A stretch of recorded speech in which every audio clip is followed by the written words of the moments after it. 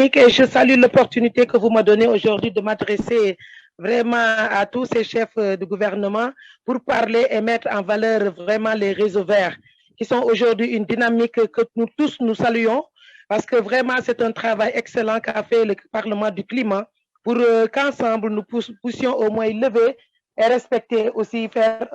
un travail impressionnant par rapport à tout ce qui concerne l'importance cruciale d'une transition mondiale vers les énergies renouvelables et sur la nécessité vraiment de chaque gouvernement d'accélérer le rythme. En tout cas, pour ce réseau, on le salue et vous savez que mon président, son Excellence, M. Macky Sall, a eu lors de l'Assemblée générale des Nations Unies parlé au moins des efforts qui sont fournis au niveau du Sénégal par le Millennium Challenge Corporation, donc pour l'électrification rurale avec les énergies renouvelables, mais surtout aussi les parcs éoliens et aussi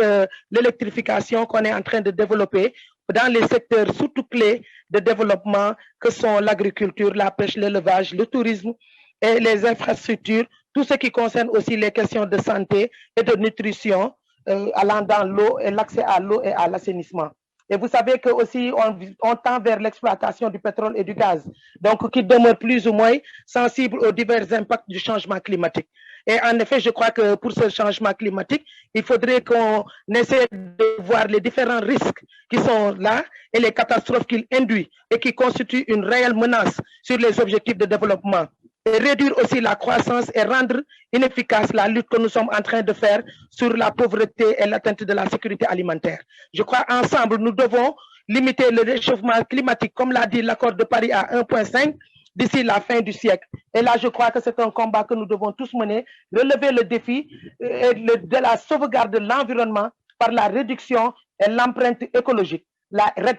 tout le monde doit s'y mettre par des lois et une biodiversité, la préservation du littoral. Favoriser la mise en œuvre de l'accord de Paris. Et je crois que c'est urgent pour une transition mondiale vers les énergies renouvelables. Et je termine pour dire qu'il faut enclencher l'accès universel à l'électrification par les réseaux verts que nous sommes en train de dire et consolider les financements des fonds verts climat pour une meilleure adaptation et une bonne atténuation de la transition écologique répondant au transport, tout comme vous le savez dans le secteur du développement. En tout cas, on salue aujourd'hui